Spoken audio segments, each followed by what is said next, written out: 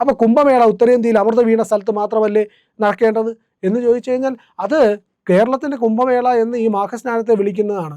അത് കുംഭമേള എന്ന് പറയുന്ന യഥാർത്ഥ ഈ കുംഭമേള ആണെന്ന് ആരും പറയുന്നില്ല. കേരളത്തിൻ്റെ കുംഭമേള എന്നാണ് പറയുന്നത്.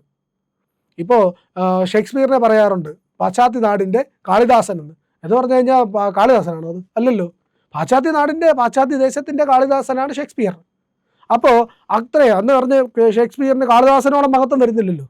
ഷേക്സ്പിയറിന് മഹത്വം ഉണ്ടെന്ന് വേറെ കാര്യം, പക്ഷേ കാളിദാസൻ തന്നെയാണ് ശ്രേഷ്ഠമായിട്ടുള്ളത് എന്നുള്ളതാണ്. അപ്പോൾ അടുത്ത് നമ്മൾ മറ്റൊന്നു കൂടി എടുത്ത് പരിശോധിക്കുകയാണെങ്കിൽ എന്താണ്, ഈ കുംഭമേള കേരളത്തിൽ നടക്കുന്നു. അപ്പോൾ ഈ മാഘസ്നാനമാണ് നടക്കുന്നത്, മഹാസ്നാനമാണ്. അപ്പോൾ അവിടെയും ഹിന്ദു ഏകീകരണമാണ് ഉണ്ടാകുന്നത്. യാഗങ്ങൾ, കേരളത്തിൽ ഒരു കാലത്ത് നിന്ന് പോയിരുന്ന യാഗയജ്ഞാദികളെല്ലാം തിരിച്ചു വരുന്നു വലിയ രീതിയിൽ. നമ്മുടെ തിരുവനന്തപുരത്ത് നടന്നു, പാലക്കാട് നടന്നു, പല ജില്ലകളിലും, പത്തനംതിട്ടയിൽ നടന്നു. അങ്ങനെ പല സ്ഥലങ്ങളിലും അതിരാത്രങ്ങളും യജ്ഞങ്ങളും യാഗങ്ങളും വലിയ ഹോമങ്ങളും ഒക്കെ നടക്കുന്നു. ഹിന്ദു വിശ്വാസം ഉണർന്നുകൊണ്ടിരിക്കുന്നു. ഹിന്ദുക്കൾക്കിടയിൽ ബോധമുണ്ടായിരിക്കുന്നു, നമ്മൾ ഒന്നിച്ചു നിന്നാലല്ലാതെ ഇവിടെ നമുക്ക് നിലനിൽക്കാൻ കഴിയില്ല എന്നുള്ള